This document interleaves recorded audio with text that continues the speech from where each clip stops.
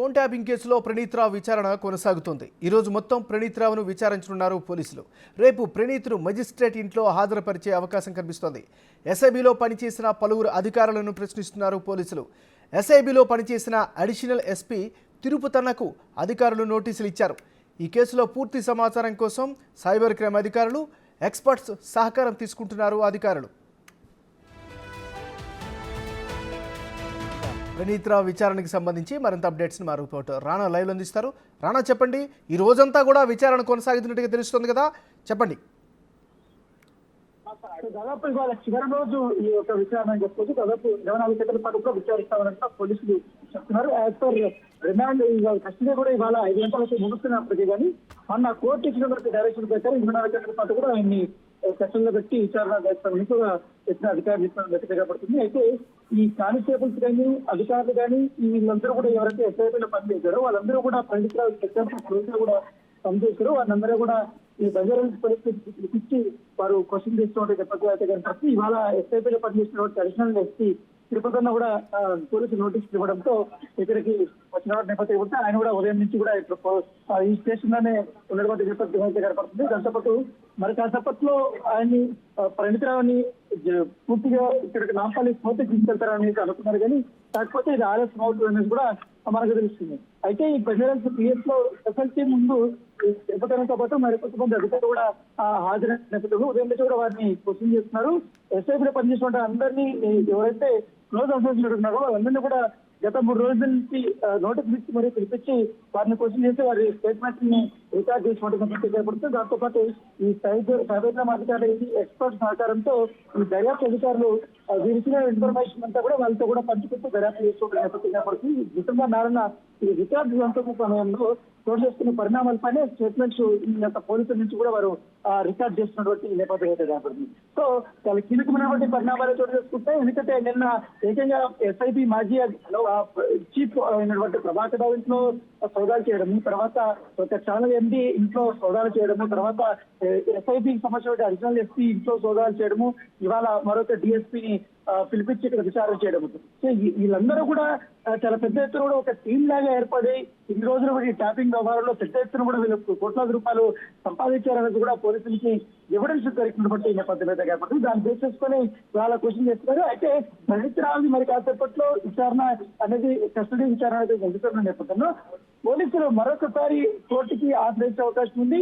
ఈ యొక్క కస్టడీ అనేది మరికొన్ని రోజులు పొడిగించుకొని కూడా కోర్టుని కోరే అవకాశం ఉన్నట్టుగా మనకు సమాచారం ఉంది. అయితే రేపు ఉదయం లోపల కూడా ప్రణీత్ రావుని కోర్టు లో ఆయన ప్రొటెస్ట్ చేసి అప్పుడే పిటిషన్ వేయబోతున్నారు. ఎందుకంటే ఈ రోజులో విచారణలో రాబట్టినటువంటి అంశాలను కూడా కోర్టుకి సమర్పించారు, వారికి వెలువరించుకున్నారు. ఆ డిసిజన్స్ అంతా వెలువరించి ఇలాంటి కీలక సమయంలో మరికొన్ని రోజులు ప్రణీత్ రావుని మాకు కస్టడీకి ఇస్తే మాత్రం చాలా మంది ఎక్కువ మంది ఇన్వాల్వ్ అయ్యారు కాబట్టి దీంట్లో డిపార్ట్మెంట్ సంబంధించిన వ్యక్తులు కూడా ఎక్కువ మంది ఉన్నారు కాబట్టి పూర్తి స్థాయిలో దర్యాప్తు చేయాలి. ఉన్నటువంటి సమయం కూడా సరిపోలేదు కాబట్టి మాకు కస్టడీకి పొడిగించమనేది కూడా అడిగే అవకాశం ఉన్నట్టుగా మనకు సమాచారం వచ్చింది. సో ఇప్పటికే ప్రణీత్ రావు నుంచి స్టార్ట్ అయ్యి రాజకీయ నాయకులతో పాటు అలాగే పోలీసు అధికారులు, బడా పారిశ్రామికవేత్తలు వీరందరి పేర్లు కూడా గత 3 రోజుల నుంచి కూడా పారిశ్రామికలు వెలుగులోకి వస్తున్నటువంటి నేపథ్యంలో వారికి కూడా కొంతమందికి నోటీసులు పిలిపించి వారిని విచారించే అవకాశం ఉంది.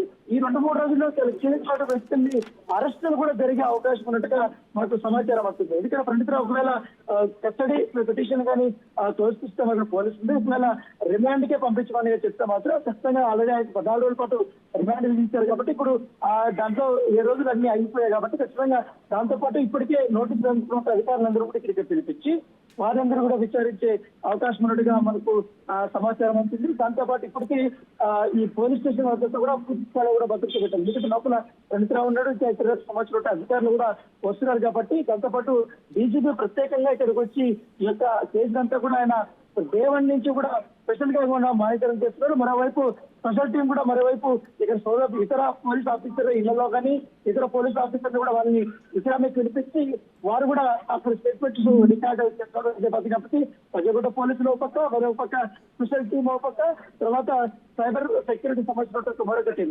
వీళ్ళందరూ కూడా ఇదే కేసు మీద వారు పనిచేస్తున్నట్టు చెప్పగలిగితే అయితే ప్రణీత్ రావు డిస్ట్రాయ్ చేసినటువంటి ఏవైతే డాక్యుమెంట్స్ కానీ ఆర్ట్ డిస్ట్రిక్ట్ కానీ ఇవన్నీ ఉన్నాయో కొంత భాగం ఇటు వికారాబాద్లో పడేయని చెప్పారు, కొంత భాగం మూసిరేజులో పడేశారనే వార్తలు వస్తున్న నేపథ్యంలో ప్రణీత్రావు ఇప్పుడు ఆ ప్లేసులు కూడా పోలీసులు అక్కడ వెళ్ళారు. అక్కడ కొన్ని ఎకరాలు దొరికినట్టుగా తెలుస్తుంది, వాటిని కూడా రికవరీ చేసినట్టుగా తెలుస్తుంది. అయితే అవి నుంచే డేటా వచ్చే ప్రసక్తి లేదు, వాటిని రికవరీ చేసే ప్రసక్తి లేదు, ఎందుకంటే పూర్తి స్థాయిలో కూడా ధ్వంసం అయ్యేందుకు కూడా పోలీసులు భావిస్తున్నారు. అయితే ప్రణీత్రావుకు సంబంధించిన విషయంలో అతను వాడిన సెల్ ఫోన్లు కానీ, అలాగే అతను గతంలో వాడిన సొమ్ములు కానీ, అతని ల్యాప్టాప్లు కానీ ఇవన్నీ కూడా ఇప్పటికే సీజ్ చేసిన నేపథ్యంలో ఆయన ఎవరెవరితో ఎక్కువగా కాంటాక్ట్ లో ఉన్నారు అన్నదంతా కూడా పూర్తిగా ఒక డీటెయిల్స్ వచ్చాయి. వీరితో ఎందుకు ఇంటర్ పెట్టే సమయంలో రెగ్యులర్ గా మాట్లాడాల్సి వచ్చింది, ఎందుకు రోజుకి ఎన్ని కాల్స్ ఈ వ్యక్తితో మాట్లాడాల్సి వచ్చింది, ఎందుకంటే ఎస్ఐబికి సంబంధించిన అధికారులతో మాత్రమే ఈ యొక్క సున్నితమైన బట్టి సమాచారాన్ని వారు పంచుకునే అవకాశం ఉంది. కాబట్టి ఆ రకంగా కాకుండా ప్రైవేట్ వ్యక్తులను ఎందుకు ఫోన్ ట్యాపింగ్ ఎక్కువగా చేశారు, పైగా వీరి యొక్క ఈ అధికారుల యొక్క పాత్ర ఉంది, ఎంతవరకు మీరు లాభపడ్డారు, ఇప్పటి వరకు మీ బ్యాంకు లావాదేవీలు కానీ ట్రాన్సాక్షన్స్ కానీ ఇవన్నీ కూడా చూసుకుంటే మాత్రం ఖచ్చితంగా ఈ విషయంలోనే ఏదైతే ఇప్పటి వరకు జరిగిన బట్టి ఈ అంశాల్లో కూడా మీరు దోషిగానే ఉన్నారని చెప్పినప్పుడు ఆయన కాకపోతే ప్రణీత మొదటి రోజే తాను ఏం చేశారనే దాంట్లో కూడా పూర్తిగా తన నేరాన్ని కూడా ఒప్పుకున్నటువంటి నేపథ్యం ఇప్పుడు సో ఒప్పుకున్న తర్వాత ఒక్కొక్క పేర్లు ఆయన బహిర్గతం చేస్తూనే ఉన్నారు. చేసిన తర్వాత ఇప్పుడు అధికారులు వెళ్ళి ఇంట్లో సోదాలు చేయడము, అక్కడ డాక్యుమెంట్స్ కొన్ని స్వాధీనం చేసుకోవడం, అదే పారిపోయినటువంటి వారి వ్యక్తి కోసం ఎట్లా వారిని పట్టుకోవాలి అనే దాంతో కూడా ఇప్పటికే పోలీసులు ఒక టీం కూడా ఏర్పాటు చేయడం జరిగింది. అయితే ఈ కేసు నిర్మాణాలు మరికొంతమంది కూడా ఆర్థిస్తున్నారు కాబట్టి వారి కదలికల పైన కూడా పూర్తి స్థాయిలో కూడా నిఘా పెట్టేటువంటి నేపథ్యం ఏర్పడుతుంది. సో రేపా మాపా మరికొంతమంది ఆఫీసర్లు కానీ రాజకీయ నాయకులు కానీ నోటీసులు పంపి యువతల్లో పోలీసులు ఉన్నట్టుగా మనకు తెలుస్తుంది. రాగలుగుతుంది. Right, thank you Rana.